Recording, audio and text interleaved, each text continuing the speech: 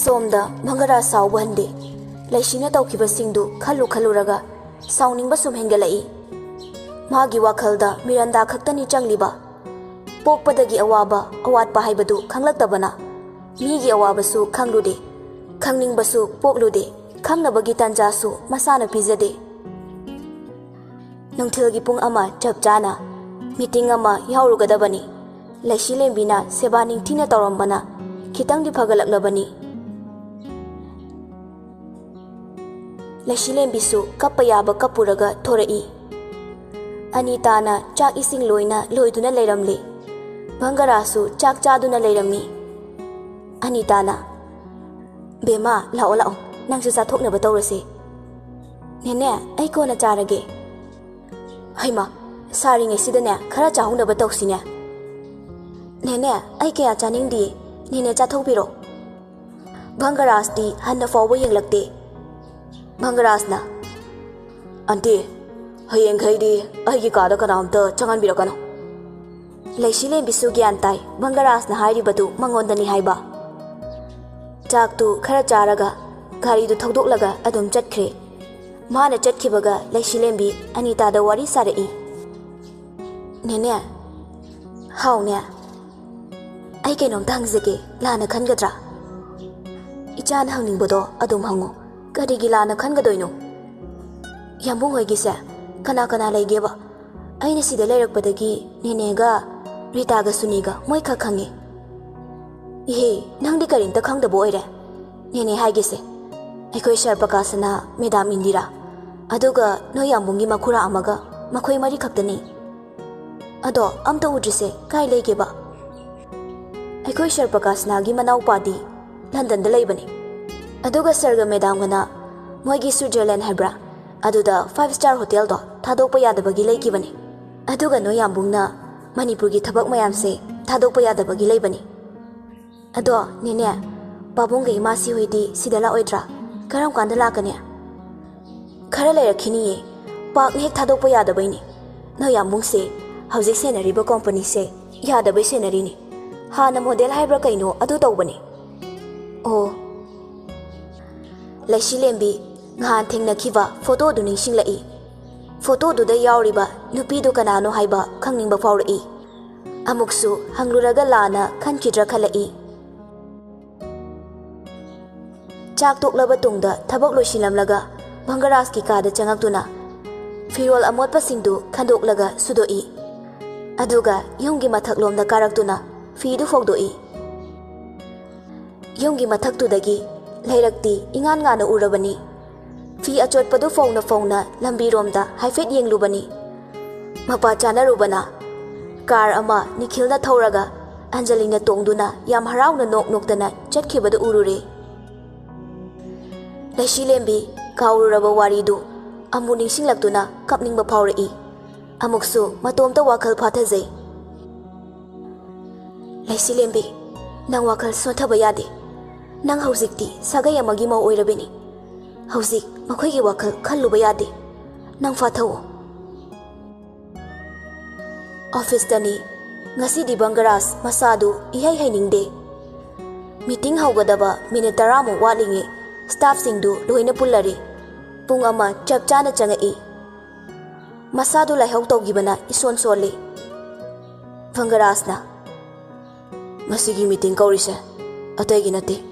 Akoina hana pairani yanaramba project to atopa company amana makoina pairani haiduna yelakpa leire aduna hauzik thaba amata paikhatpa yadana leire mayamsu khangbirangwani hana digi hauna any project ama paikhatpada ayatpa apanba pirakhiba ngaktane aduna handakti yam chekshina khoi punna honaminase mayamsu isa isa gi piningba moto fongdokpiyo kari tawba yabagi haibana chingboda khanase Mayam dusu, magi aningba, apamba fongdongnarei. Meeting du loiraklabada, Bangaras, magi secretary duga loinana, thoraktuna, tongana office tuda, magi oina thamliba, ka aduda changai. Karigumba matamda, mahak, yumda hanjindana, mafam aduda adum, laithokpa numitsu yawi. Andrewna. Sir, ngayagda pothabiyo. Haksangdu yam sontana ure. Pothage. Sir, kainoma chasilaga pothabigera. Yarani, nang thokro. Andrew thokraba tungda Bangaras tu thariba sofa duda tumina famduna leihawi. Bangaras mai thongdu imak maksina halai. Mapa chanarubana Anita su thongjin panda thengnare. Ante, ising glass amta puthopiro. Hoi sir. Bangaras magi kada changaktuna matha sana phamthai. Anita ising glass ama puraktuna Bangaras ta pirare. Ising glass tu lauraga thaksilaba tungda wakhal du khara inthabagum khalli. Sor amuktang sangnon thaduna tumina famli. Anita na. Sir, hakchang do yam sonthana uyi. Khara phatribra. Kashun tawdra danti. Ai gi kada khanam changhalakano. Ai ngayak to pothage. Hoi sir. Anita ahangba glass tu puthoktuna thokre. Bangaras wakhalda jajat khalai. Karino, aina lauriba firepsibo. Chumlibra.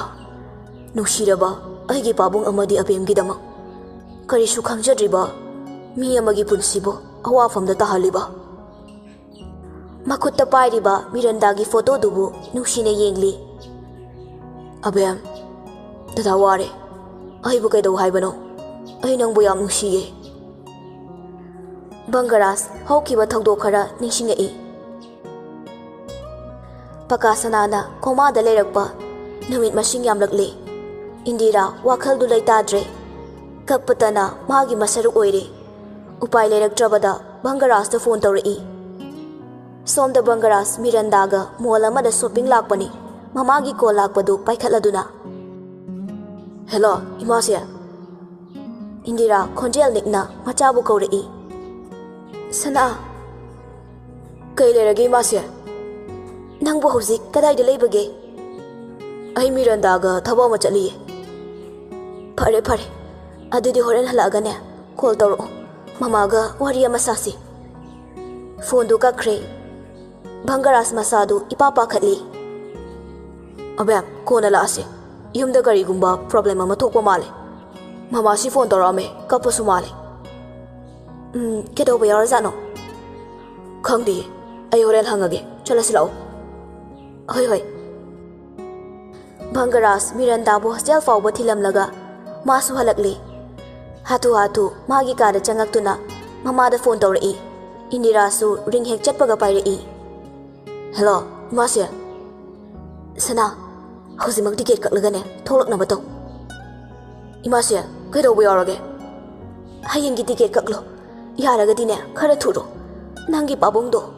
Ngasi tarani sure gyan tadana leiba. Napabung geroiba mikupsidane. Nangbu uba fangdana chatladra haiduna nangpuda solambani. Bangaras masado ipapa khatna. Kaino?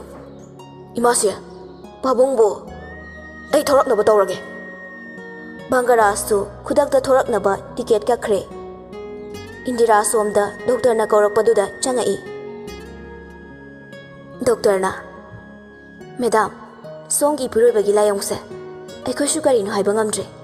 Adobo aikoi angamba thaktadi honajage. Afaw afawa doctor kaya su tanari. Wakhal sonthaba tawbigano. Indira kaptuna. Doctor, aigi ipuroibabu amukta kanbiyo. Changning basel changjasano. Ipuroibabu kanba ngamgani hairabadine. Ai kaisu chingnadi. Hai madam, aikoi shu angamba thakta honajage. Thank you doctor. Indira mathwai wana ka adudagi thoraktuna mapuroibana leiriba room dugi mapanda ningamdana yengduna leiri. Bangaras trolley du pairaga hatu hatu yumfabu yoramdana pakhatna mapana leiriba hospital du tamna lai. Mapagi oiramliba fibam du ubada masadu thakatkibana wa gangba fawba ngamkidre. Gyan tadana oxygen thajanduna leiriba mapabu munna yengi. Nakandana mama Indira tufak tufai ichan channa upai leizadrabi amagum ituk tuk thana leiri. Hospital adugi maning oirapna leiba achikpa lambi dugi matai oirapna mama macha ani du wari sanari. Bangaras tapna. Imase pabunggi fibamsa karam doi kibano asuk yamna fibam sokla sibawba ai ꯑꯩꯉꯣꯟꯗ ꯄꯥꯎ ꯑꯝꯇ ꯍꯥꯏꯕꯤꯔꯛꯇ꯭ꯔꯤꯕ ꯀꯩꯒꯤꯅꯣ? ꯅꯪꯒꯤ ꯑꯔꯣꯏꯕ ꯑꯦꯛꯖꯥꯝꯁꯨ ꯅꯛꯁꯤꯜꯂꯛꯄꯅ ꯃꯍꯩ ꯃꯁꯤꯡꯗ ꯑꯀꯥꯏꯕ ꯑꯣꯏꯔꯛꯀꯗ꯭ꯔꯥ ꯈꯟꯗꯨꯅꯅꯦ ꯏꯃꯥꯅ ꯄꯥꯎ ꯄꯤꯔꯛꯇꯕꯅꯤ. ꯅꯪ ꯏꯃꯥꯕꯨ ꯋꯥꯔꯧꯒꯅꯨꯀꯣ. ꯎꯄꯥꯏ ꯂꯩꯔꯛꯇꯕꯗꯒꯤꯅꯦ ꯏꯃꯥꯁꯨ ꯈꯟꯐꯝ ꯈꯪꯗꯗꯅ ꯏꯆꯥꯗ ꯄꯥꯎ ꯄꯤꯔꯛꯂꯤꯕꯅꯤ. ꯄꯥꯕꯨꯡꯒꯤ ꯐꯤꯕꯝꯁꯦ ꯁꯣꯛꯆꯤꯜꯂꯕꯅꯤꯅ ꯍꯧꯖꯤꯛ ꯃꯄꯥꯟꯗ ꯄꯨꯅꯕ ꯇꯧꯁꯤ. ꯉꯥꯏꯈꯣ ꯁꯅꯥ, 이마수 독tor makan surabani tanaribasi adobu na pabung ya nabase layong khangbu ngamdre chatpu zatlabasu chatpu zatrabasune lai amuk tang hana khurum tokisi imasi na fani khanbada adom sinbiro kuthi sune amuk te yengthok ningmani lamsangda ahiba panchi ama lei hayi nangi anti ani danasu yam hayene hairi ai horen do ngayak te chatlurage nangna pabung wi sanglamo ai numidangi chaksune puraage hoi Indiradu mayumda haitharaglaga makhoigi kada changaktuna upu manung adudagi cheksina thamliba kuthi singdu lauthoraklaga magi bag tu hapchilli Anitana Andrew gari thaudoro phani meda Andrew su hatu gari do thaudora I Indira su proprop ka khatli lamsangda leiba panji Kumar gi da chatkadamani Tauro, ay yoramday hairage. Ngayaki matung Kumar gi mayum yawri. Indira kuthi singdu lauthoklaga yumgi khwaidagi ahal oiriba pakasana amadi Indira gi kuthi du hana paikhatuna kupthana yengli. Ngayaksu mamut tana yenglaba tungda. Kumar upliba anoktu haifet semlaga Indira da munna yengladuna sorsang na hondoklaga. Tariba falsigi matung inadi imung sida lakadaba aphaba nungaiba pumnamakse dasa amana ithathatuna leirene Indira tapna soli kari Kumar na makha tarai imung asida karma amadi pangthokdaba sukyamak yaroidorine Oza adudi kamdawne ibemagi ichada yungkai panjibaga yauribro Oza ichanupa amakhaktani Yungkaiga panjadri Pangthokadawriba karma se ibemagi chanupado luhongbada saknaba tare masi natrabadine atopa upai leiroidori Indira sakfam hanjiladuna Oza atopa upai amata leitrabra Ibema aina haribaduni masi natana upai amata leitre Phare Oza Ozana haibibagi tungina ichase luhongbada tabani Phare ibema yam thuna pangthokbanane afabo oini matamse leirodori ado ibung adugi kuthidi yawraklabra yawradi yingthoorase hoza yawzare Indira na machagi kuthidu lauthoklaga Kumar da pirai Kumar su kuthidu lauthoklaga yengba hawi mamitu choithokpa tawdana kupthana yengli is kari matawno side Indira chingnaba amaga loinana Kumar da yengi Ibema tingkhet lai khetpadi tawganu aina hairiba wase munna taw imung ase asiana toine mapa mapu haktaktagi pap leibanane charol surol phawba koktena mamangda aina pankhibaduni lakadoriba ibungogi bemase punsi singjel telu haiba leine masi kakphadraba wafamni Wai singdu tabada Indira kokthakta Brazil sing tabagum thokre tufak tufai chana mafam dudagi thorakle Indira su mathamoida thazai panjigi wafam asi achumba wafam ni haiba mahaksu chapchana thajarabani mayum dalaktuna chak ising ningthina semlaba tungda hospital tamna Andrew galai Sana imana chakpuri chathokna batawro Ngasai dagi nang suwaramlani Imase kay hainarage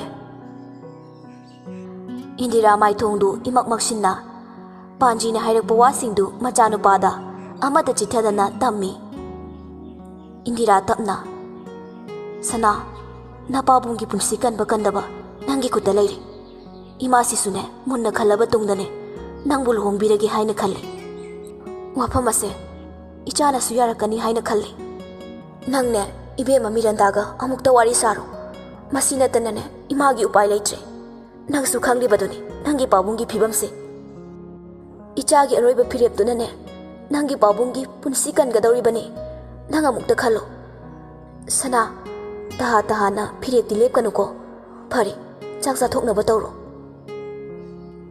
Bangaras mamagi wahaidu taraga karisu khomdana tumina laihawi mamagi wahaidu ngamoi haibasu ngamdre hoi hairagana Mirandagi punsina kamdauba thawai makni khanjaribe magi abembu karamna maigi komda chingthagadoribano mahak mapabu sulumna laujai ahinga du tumthaba yadre wakhal mayamduna ngayak sum khalambadagi mobile du lauthokduna Miranda da call tawrai Miranda su khawrang na ngaijarambana ring hek chatpaga paikhalai da abem kaigino ngasaidagi kemta su haibirakte hatu zatkhraga ai kayam pakhali khangaba abem dada wam ta haige ama khaktara abem phagi ta thokano hoisi tara roiba nangna haibada yaragene leirabani hayo kedorage ba abem aina haigedoriba wase taraga nang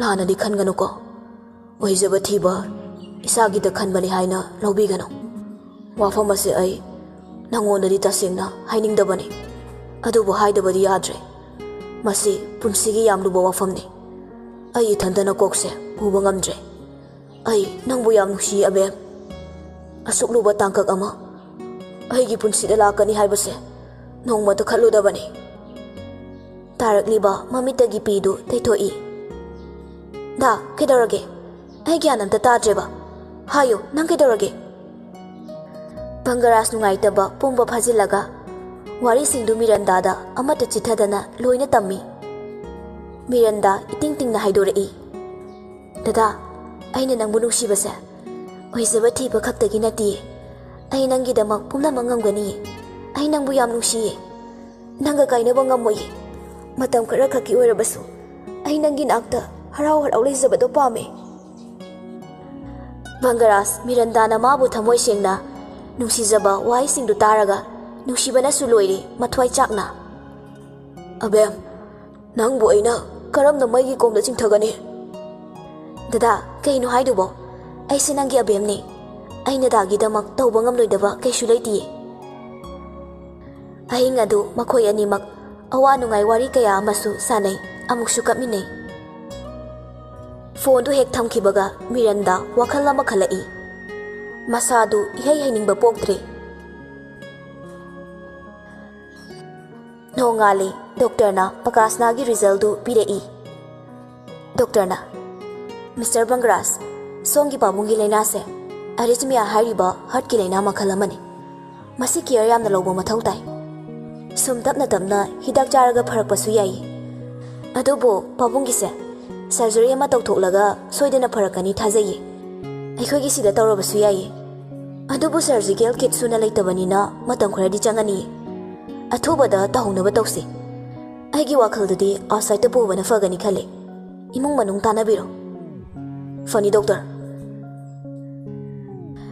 Bangaras mama Indira amadi London da laikhiba makhuraga tanari kesorna adudi daima Switzerland da aigi manaba Louis ko heart ki doctor ama afaba malaye maga paw phaunarage itai masu athuba matamda laknaba tawbiro sanaga tanabiro Bangaras Indira anima wa amata ngangnadi tumina family Indira ingna tapna machada wari haudorei sana ima su khangi nangna Miranda bu thamoi sengna nungsijai haiba aduga Miranda nasu nangbu nungsijai haiba ima loina khangi Bangaras mamada ikhawlangna yengei ichana hairibado chummi asuk nusikraba mahaktubu aikhoigi oisaba khara khakkidamak maigi komda karigi chingthagadoribano Bangaras mamada chingnena yengei imana ne tare tara thokna khalaba tungda napabungi su phanaba Miranda gi su yanaba warep mama lori Bangaras khangningna kari karamba waremno nang Miranda nataba atopa magal hongba taba hairakliba mamagi wahaidu tabada Bangaras masadu swai lawi aduga tapna imase kaino haibiribo wadubo ai Miranda natana kanaga sulhongoi Imasina haidoriba wase munna takhone nangbo. Bangarasu tarage haibagi matagum wa nganglambadu lepkhre. Nanga luhongadoriba nupise supnatagi maming khakini. Nanga nushino punsi chupagi leimino haiba natene.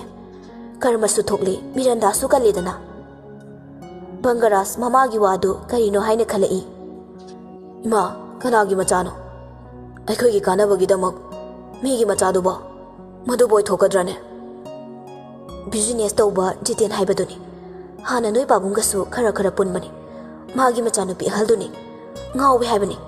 Aina moidasu haide. Imana kupna khalaba tungdane hairibane. Senphama jowa magasu yanakre. Wakhal choi hairabani nane. Dos papsu leiraroi. Wafamase nangna yagani haina sukhali. Yadabasu yaroi. Bangaras maithongdu nokmi tauraga. Imase babung amadi Mirandagi fanabo oiradi. Moina haiba seldo kayano loina pikro. Moina haibadudagi helabasu yai. Indira hauzikta da maithongda makala mai. Phare phare adudine aikoina chatrika sida court marriage ta horasi. Aduga luhong thoknaba. Aduga ne aikoi mafam sida leiba yatre. Luhong badi sumang sida hongani. Luhong baloiraga thangmaiban gi yumda da leirugadaba. Imadi luhong basu yawaroi. Sinlang badi yawramge. Noi babung se thuna pudaba yaroi. Ado imase karam kanda yani hairake. Haying se yani hairakpani. Aikoi da loina sina thoklabani. Haying thorang loina tawrasi. Nupi machado court marriage sana tawgadabani. Loiraga yumsida puraktunane. Maitai aikhoigi chanabida amuk luhongadoribani. Pharene seldi karam kanda piyu haige. Seldudine haying adum piramadawni. Nang chatlagane bank tagi paisado khara laukthoruro. Yumda leiribasigane punna pikhinaba. Asumna Bangarasu sel singdu laukthorure. Indirana Sana wahaige. Haying se aikoi si ticket kaksilurabanina pharak tagadawre. Court marriage tawbadudine aikhoigi sign do hana tawthoklamnani. Aduga luhongbagi thabakto Anita hoi mayamna loina silani. Ima hoidine nungtilgi pung 2 gi flight ni. Nang wakhal nungaitaba khangano ko. Nungaitaba kashu khaloye. Phare phare. Adubo wafamase Miranda da haidabana phagadra. Haidabadi yaroye.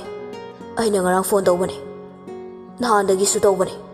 Adubo pairakti. Aikhoina lot lena khallo. Hayang khangaga nungaina roye. Aikhoibu yang warokini. Adu su chumine. Pharese. Ado nang mangondane marik chumna hairo.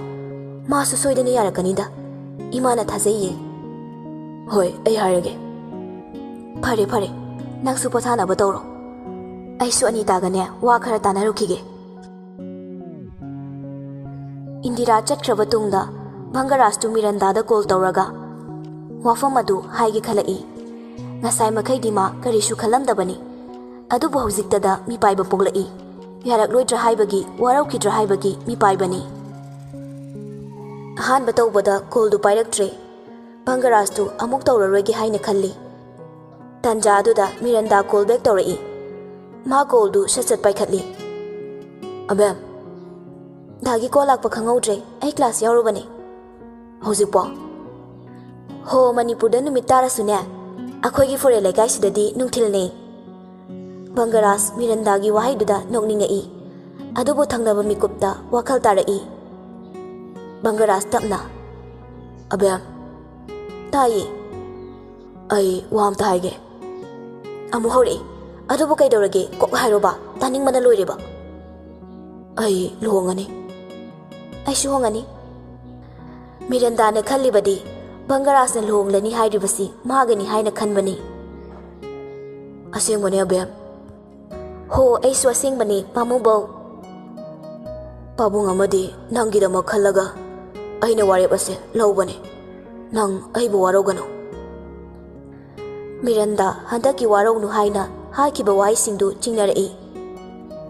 Karibo Nangi punsisu tendanaba amadi pabungi punsi kanaba ai kanagumbi amaga luhongani he. Miranda wahidu tabada masa pumba swai lawi. Khonjel du nikna. Dada phagi matang chadi. Bangarasu kamningai Abem, Dada na fagi tauba natiye.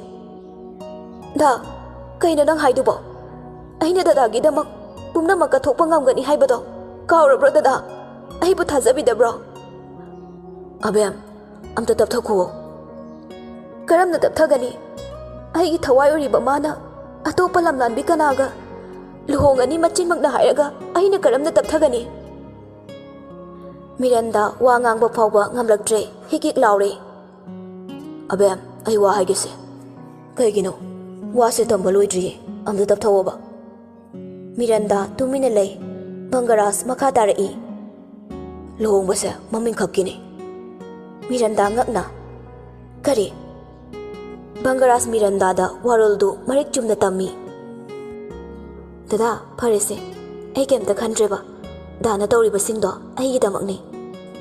Abem, nang Dada budi lana lawganuko. Lawdi Dada.